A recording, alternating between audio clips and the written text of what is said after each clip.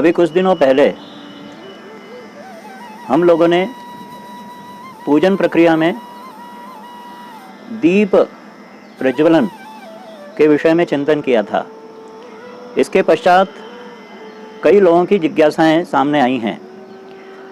दीपक को लेकर अनेक लोगों के मन में विभिन्न प्रकार के प्रश्न हैं, जैसे दीपदान कैसे करना चाहिए, क्या दीपक को लेकर और भी विधान हमारे शास्त्रों में बताए गए हैं, क्या ग्रह शांति के संबंध में भी दीप पूजन के माध्यम से, दीप प्रज्वलन के माध्यम से उपाय किए जा सकते हैं, अपने जीवन में कैसे हम अपनी सकारात्मक ऊर्जा को और बलवती बनाएं, इसके संबंध में भी दीपक की कोई भूमिका है। ऐसे विषय हमारे सामने आए हैं।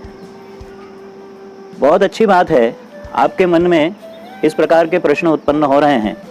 और सबसे खुशी की बात यह भी है कि जब ऐसे कोई प्रश्न आते हैं और साथ में यह भी प्रतिक्रिया प्राप्त होती है कि आप सभी शास्त्र के पक्ष को जानना चाहते हैं, क्योंकि ये एक अंधानुकरण का समय चल रहा है।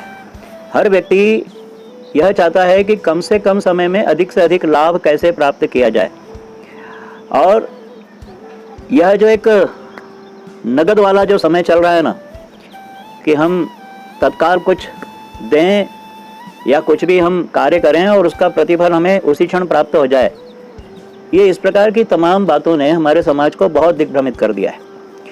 और जो हमारे आचार्यगण हैं वो भी इन सारी चीज़ों से अछूते नहीं हैं, वो भी उसी दिशा में चल रहे हैं। परंतु ऐसे समय में हमें इस बात का ध्यान रखना है कि हमारी जो सनातन शास्त्र परंपरा है, हमारी जो ऋषियों की अद्भुत देन है, उसके पीछे जो विज्ञान छुपा हुआ है, उस विज्ञान के परिप्रेक्ष्य में हम अपनी सारी क्रियाओं को देखें और उसके अनुसार आचरण करें, ताकि हमारा हर प्रकार से कल्याण हो। तो ये जो कुछ प्रश्न पूछे हैं, आइए उस पर चर्चा हम लोग करते हैं। पहली बात तो ये कि दीपक के संबंध में हमने मुख्य रूप से दो बातें देखी थी।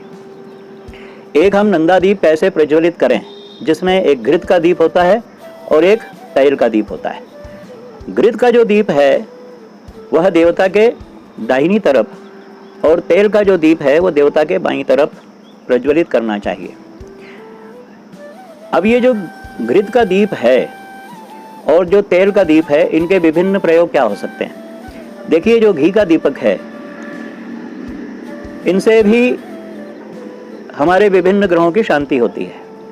जैसे यदि किसी को सूर्य ग्रह की पीड़ा है, किसी को मंगल ग्रह की पीड़ा है और इन ग्रहों की दशा चल रही है, तो इसके लिए जो प्रयोग हमारे शास्त्र सम्मत हैं, जो घी का दीपक है उसमें हम बत्ती, जो बाती होती है, वह बाती सूती धागे की, जैसे जो कलावा होता है, सूती कलावा जो लाल रंग का हो, उसकी बाती को डबल, कभी भी लंबी जो बाती होती है या जिसे हम फूल बत्ती कहते हैं, उसे कभी भी एक मुंह वाली नहीं बनाया जाता। उनको आपस में ऐसे गठ करके दो धागों को मिलाया जाता है। जो समानांतर ये जो दो धागे हैं, यही प्रकृति और पुरुष का प्रतीक है। तो ये प्रकृति पुरुषात्मकम जो जगत है, ये जगत हमें हर प्रकार से अनुकूल हो जाए, ये भाव उसमें दो बत्तियों को साथ में मिलाने का है। तो दो धागों को आपस में गूंथ लें और लाल धागे की बत्ती हम घृत के दीपक में डालें। उसमें यदि गौ घृत हो तो श्रेष्ठतम है, और सूर्य के लिए हम घी का दीपक प्रज्वलित करें। इसी तरह से मंगल ग्रह की शांति के लिए जब हम दीप प्रज्वलित करते हैं, तो उसमें थोड़ा सा रक्त चंदन, लाल चंदन का चूर्ण थोड़ा सा हम उसमें डाल दें, तो उससे मंगल ग्रह के दोषों का शमन भी होगा और मंगल ग्रह अनुकूल परिणाम देने लगेंगे। बुध ग्रह के लिए जो घी का दीपक है, उसमें अष्टगंध थोड़ी सी डाल दें, तो बुध ग्रह की शांति होगी और बुध ग्रह हमारे लिए अनुकूल परिणाम देंगे। बृहस्पति ग्रह जो दाम्पत्य का कारक भी है, पति पत्नी के जीवन में सुख का कारक भी है, कन्याओं के विवाह का कारक भी है। बृहस्पति यदि कमजोर हो रहा है पत्रिका में, बृहस्पति की दशा चल रही है और बृहस्पति किसी कारण से पीड़ित है, तो उस बृहस्पति को पुष्ट करने के लिए, उनकी ऊर्जा को अनुकूल बनाने के लिए घी के दीपक में 1-2 पत्ती केसर की डाल दीजिए। बृहस्पति को अनुकूल करने के लिए इससे अच्छा कोई साधन नहीं मिलेगा आपको, और सरल साधन नहीं मिलेगा। शुक्र ग्रह के लिए, शुक्र पुरुष की पत्रिका में स्त्री का कारक होता है, और यदि दाम्पत्य जीवन में कटुता होती है, दाम्पत्य जीवन में किसी प्रकार का विवाद पैदा होता है, तो उसमें शुक्र की भूमिका महत्वपूर्ण होती है। शुक्र यदि हमारा पीड़ित होता है तो पति पत्नी के विचारों में कभी सामंजस्य नहीं हो पाता। ऐसी स्थिति में शुक्र को अनुकूल बनाने के लिए जो नारियल का तेल है, नारियल के तेल का दीपक जलाना चाहिए, और उसमें सफ़ेद पत्ती, रुई की पत्ती, कपास, जो सूती कपास है, उसको 2 बत्तियों को आपस में मिला करके और उसमें दीप, घृत का दीप प्रज्वलित करें, और उसके अंदर जो एक लाजा होता है, जो दिवाली के दिन हम लोग पूजन में, लक्ष्मी पूजन में जिस लाजा का प्रयोग करते हैं, लाजा उसमें डाल दीजिए। वह आपके दाम्पत्य जीवन को बहुत ही मधुर बना देगा। शनि ग्रह की पीड़ा के लिए हमने देखा था कि तिल के तेल का प्रयोग करना चाहिए। तिल के तेल के प्रयोग से शनि ग्रह की किसी भी प्रकार की पीड़ा हो, महादशा हो, अंतरदशा हो, प्रत्यंतर दशा हो, शनि बहुत ज़्यादा पीड़ित कर रहे हों, ये सारी स्थितियां सामान्य हो जाती हैं और शनि ग्रह की पीड़ा दूर हो जाती है। राहु की पीड़ा के लिए और केतु की पीड़ा के लिए विशेष रूप से सरसों के तेल का प्रयोग किया जाना चाहिए। सरसों के तेल के माध्यम से यदि हम राहु के लिए दीप प्रज्वलित करेंगे, वह भी सायंकाल की वेला में, सूर्यास्त के पश्चात, तो राहु की और केतु की पीड़ा का शमन स्वयमेव हो जाएगा।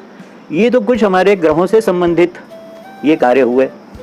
अब विशेष परिस्थितियां किसी के जीवन में रहती हैं, उनके लिए भी कुछ प्रयोग हमारे शास्त्रों में बताए गए हैं। जैसे जीवन में बहुत उथल पुथल चल रही है, हमें कोई रास्ता नहीं सूझ रहा है, परेशानियां बढ़ती जा रही हैं, ऐसी परिस्थिति में सरसों के तेल का दीपक प्रज्वलित करते हुए उसमें कुछ दाने सरसों के डाल दीजिए, पीली सरसों के। आपके जीवन में धीरे धीरे धीरे धीरे धीरे धीरे शांति का पदार्पण होगा और जो जीवन की उथल पुथल है वह शांत हो जाएगी। इसी तरह से यदि रोग हमारे जीवन में घर करते जा रहा है तो परेशान मत होइए।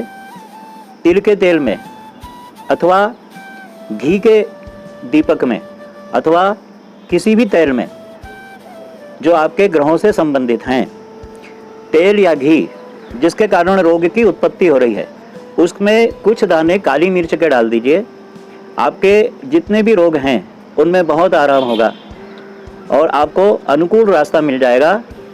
किसी भी प्रकार का जो आपका परीक्षण ठीक नहीं हो पा रहा है, आपके रोग का निदान कैसे होगा इसका रास्ता नहीं मिल रहा है, रास्ता प्राप्त हो जाएगा, आपके रोगों का निदान होना शुरू हो जाएगा। यदि घर में बरकत होना बंद हो चुकी है, कैसे भी प्रयास करने पर पैसा रुक नहीं रहा है, तो सूखा जो नारियल का गोला होता है, उस गोले से निकले हुए नारियल तेल में खड़े चावल, जिसे अक्षत कहा जाता है, उसको डाल करके दीप प्रज्वलित करें। आपके घर में बरकत होना प्रारंभ हो जाएगी।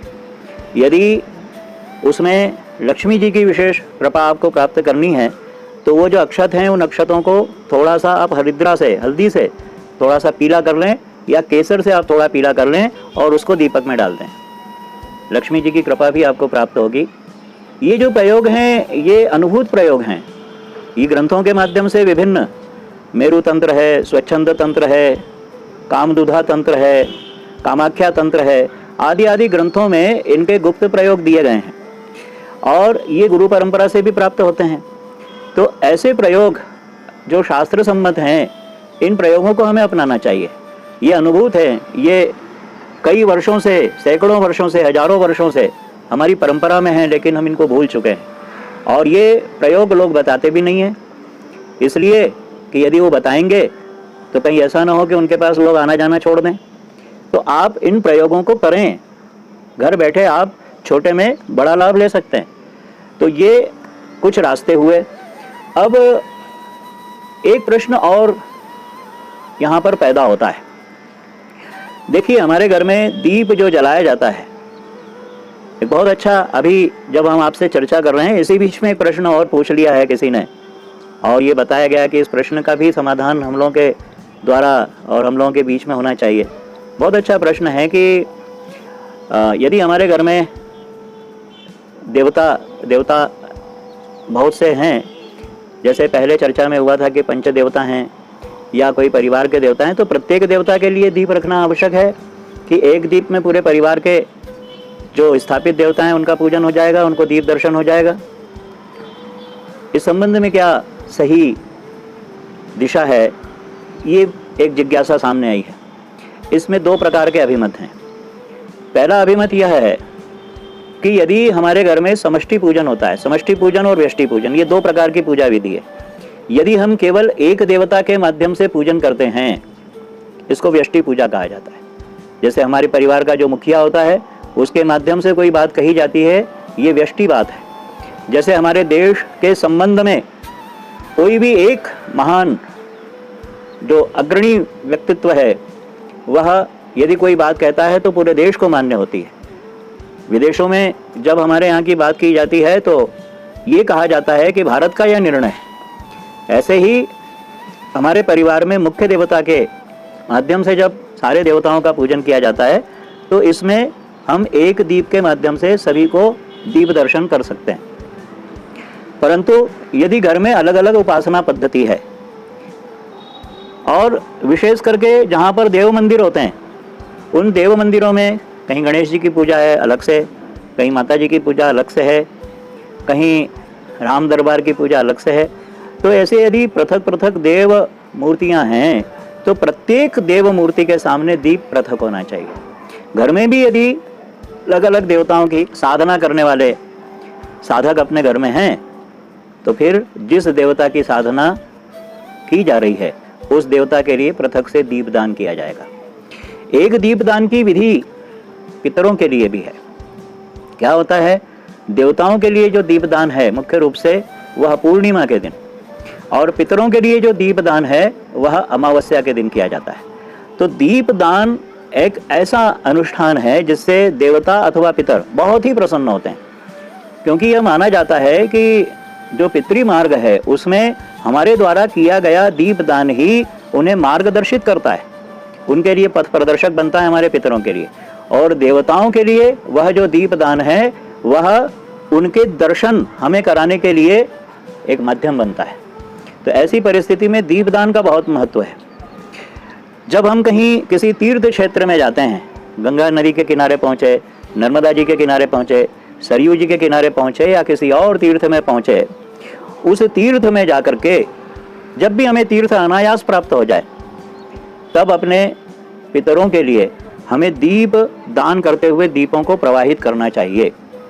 ये दीप जो प्रवाहित करते हैं, इसका तात्पर्य जो शास्त्रों में बताया गया है, जैसे स्कंद पुराण है, पद्म पुराण है, ब्रह्मांड पुराण है, आदि आदि ग्रंथों में इस दीपदान का महत्व बहुत अधिक स्पष्ट किया गया है। और उसमें ये कहा गया है, उल्लेख हुआ है उसमें कि यदि ये दीपों का प्रवाह किया जाए नदी की धारा में, तो यह जो दीपदान है इससे पितरों को अपार संतुष्टि प्राप्त होती है।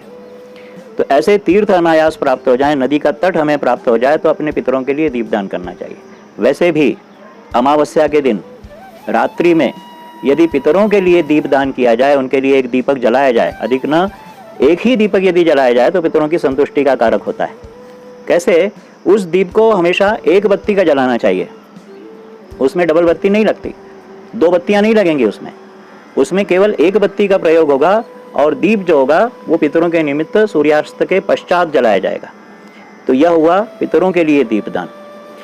देवताओं के लिए जो दीपदान होगा उसमें दो बत्तियों का प्रयोग किया जाएगा, क्योंकि वह भुक्ति और मुक्ति दोनों मार्गों को प्रदान करने वाला प्रतीकात्मक दीप है। और देवताओं के लिए ये दीप विशिष्ट होता है, वह हमारे जीवन में उनके माध्यम से प्रकाश अर्जित करके हमें प्रदान करता है। परंतु पितरों के लिए जो दीपदान किया जाता है वह केवल मुक्ति के लिए किया जाता है, अतः उसमें केवल एक बाती का प्रयोग किया जाता है। तो ये कुछ विशेष प्रयोग दीपक के संबंध में हमने देखे हैं। ये जो आपकी इस प्रकार से उत्साह भरी जिज्ञासाएं हैं, इनसे बहुत अच्छा लगता है कम से कम आप आपस में संवाद स्थापित कर रहे हैं और विचार विमर्श कर रहे हैं। इस जो वीडियो का या इस कार्यक्रम का उद्देश्य भी यही है कि हमारे मन में बहुत से ऐसे प्रश्न हैं और इसीलिए इन प्रश्नों का समाधान तर्क सहित शास्त्रों के आधार पर और अनुभूत प्रयोगों के माध्यम से होना चाहिए। यह प्रयास इस वीडियो के और इसके माध्यम से किया जा रहा है। आप इसमें सम्मिलित हों, संकोच न करें, संकोच त्याग दें, क्योंकि वर्षों से हम कार्य कर रहे हैं और जो जैसा बता रहा है वैसा कार्य कर रहे हैं, परंतु इसी को आप ठीक ढंग से करने लगेंगे, आपको जीवन में प्रसन्नता होगी। और यदि इस प्रसन्नता के कहीं हम सब लोग मिलकर के सहभागी बने तो इससे बड़ी ईश्वर की कोई कृपा नहीं होगी।